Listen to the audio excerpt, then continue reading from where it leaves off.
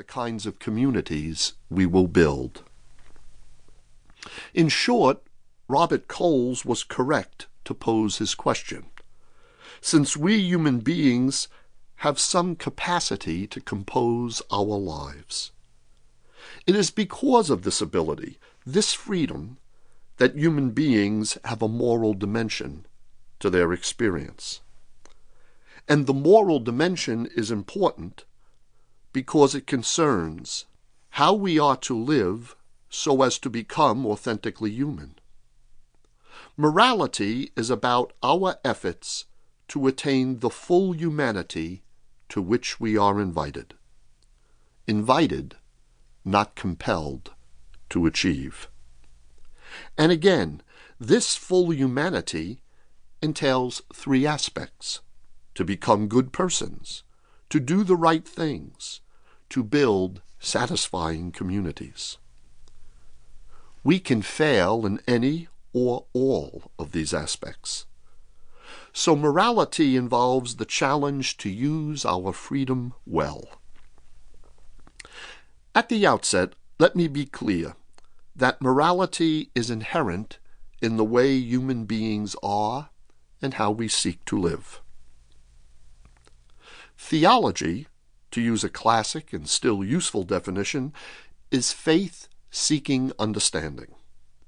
And the field of moral theology is faith seeking to understand the moral dimension of human life.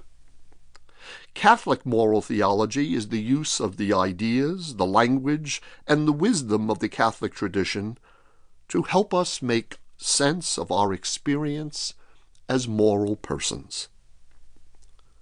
So this is an exercise in theory, an effort to consciously and intentionally systematize what we know about that central dimension of living, the moral dimension, the realm of value.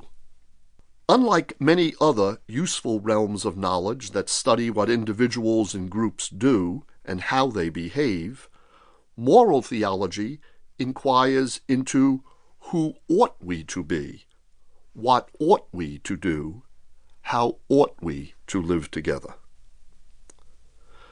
None of us are beginners at moral theology. All of us, as believing people, think about who we are, what we do, why we do it, should we do it. What makes moral theology different than philosophical ethics is that moral theology is based on the conviction that the moral life is related to God, and that our reasoning about moral experience needs to draw upon the wisdom of a religious tradition, in this case, Roman Catholicism. There is a need to address how the moral life relates to religious convictions.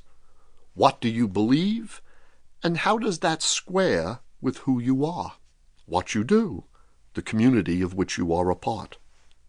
If we are to engage in moral theology and not philosophical ethics, we must seek to understand the world in light of our professed faith. How does what I believe shape and interpret my moral experience? A typical method of coming to moral judgment is that after a person gathers the necessary information, he or she utilizes certain moral principles to reach a conclusion regarding the issue at hand.